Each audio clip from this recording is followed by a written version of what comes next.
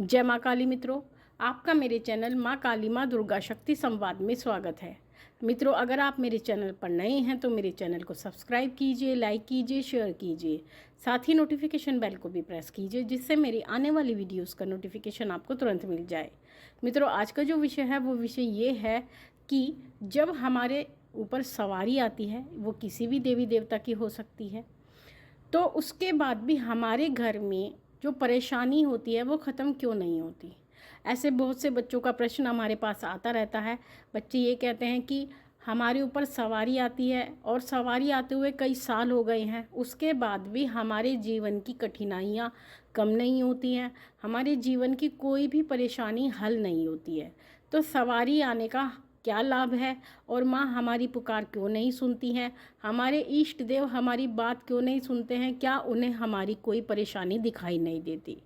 तो मित्रों, इसके पीछे जो कारण रहता है वो बहुत ही गूढ़ कारण है, जिसका अधिकांशतः बच्चों को ज्ञान नहीं होता और वो जान ही नहीं पाते कि सवारी का वास्तविक अर्थ क्या होता है और सवारी आपको क्यों आती है, क्यों माँ भगवती की कृपा, अपने इष्ट देव की कृपा आपको प्राप्त होती है, वो क्यों आई हैं, किस उद्देश्य से आई हैं और वो आपको क्या देना चाहती हैं और आपसे वो क्या चाहती हैं, आप ये भी नहीं जानते।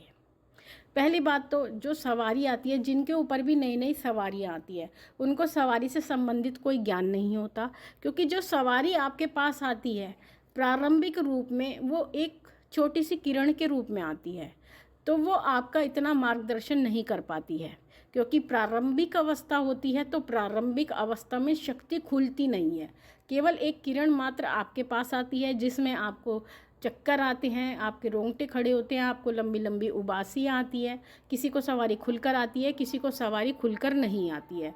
तो ऐसी परिस्थिति में जो सवारी आती है आपके, और ऐसी भी होता है कि सवारी आती है लेकिन सवारी बोलती नहीं है, और जब सवारी बोलती नहीं है तो वो आपका मार्गदर्शन भी कुछ नहीं कर सकती।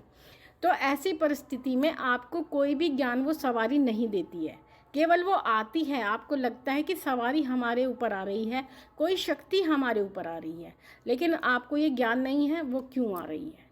देखिए मित्रों, कोई भी शक्ति जब आपके पास आती है या सवारी आपको प्राप्त होती है, जो कृपा होती है, कृपा आपको कई प्रकार से प्राप्त होती है।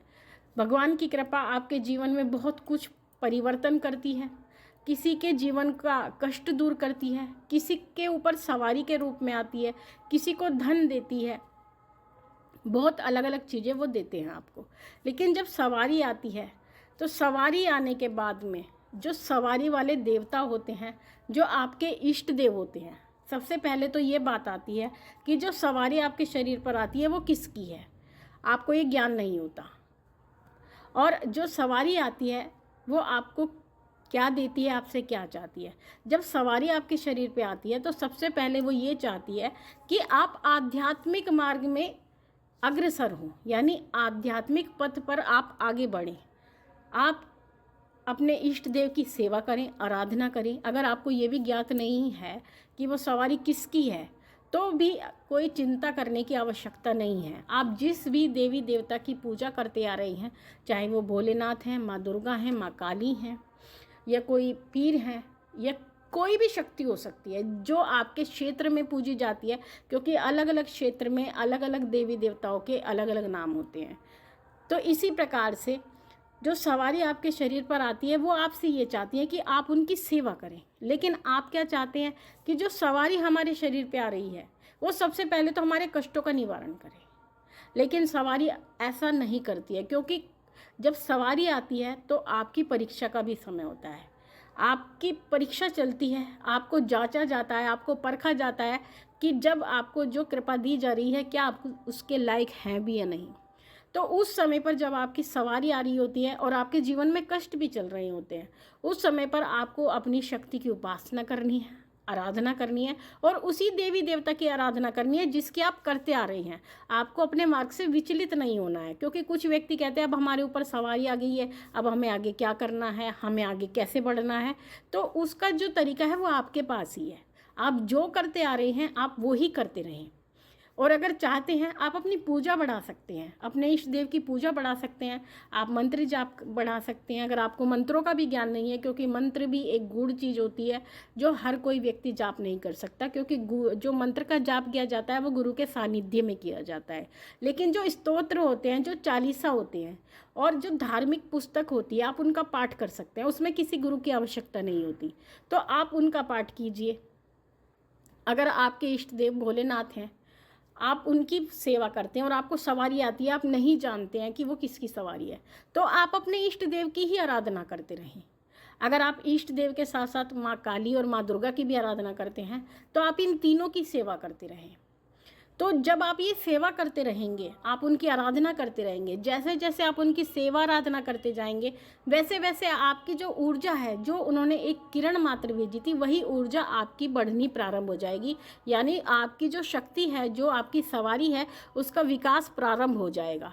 और जब विकास उसका प्रारंभ हो जाएगा, और जो जीवन में अगर आपके कष्ट चल रहे हैं, कष्ट आपके भले ही कोई उसमें परिवर्तन ना आए, कष्ट आपके जीवन में ज्यों के त्यों बने हैं, बने रहने दें, लेकिन आपको अपना जो आध्यात्मिक क्षेत्र है उसमें आपको उन्नति करनी है।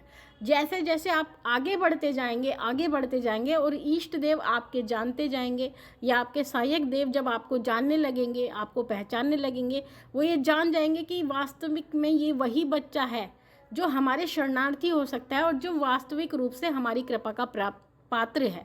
तो ऐसी परिस्थिति में वो क्या करेंगे, जब समय बीतता जाएगा तो उसके बाद में वो आपकी जो जीवन के कष्ट हैं, यानी जब आपकी परीक्षा समाप्त होगी, वो परीक्षा कितने भी समय की हो सकती है। हम ये नहीं कहते कि परीक्षा 2 दिन की होती है, परीक्षा वर्षों वर्षों की भी होती है। तो जब आपकी परीक्षा समाप्त होगी तो आपके जीवन के कष्ट धीरे धीरे करके समाप्त होते जाएंगे। तो आपको यही करना है। जब भी आपको सवारी प्राप्त होती है, ईश्वर की कृपा अगर आपको सवारी रूप में प्राप्त होती है, तो भले ही आपके जीवन से कष्ट ना जाएं, आपको अपने आध्यात्मिक क्षेत्र में उन्नति करनी है।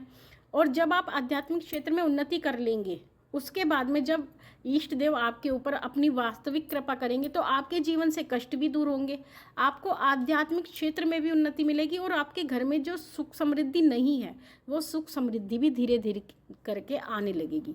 तो इस प्रकार से जो सवारी है, सवारी से संबंधित बहुत सी बातें ऐसी हैं जो अभी तक भी अनकही हैं, जो अभी हम आपको नहीं बता पाए हैं।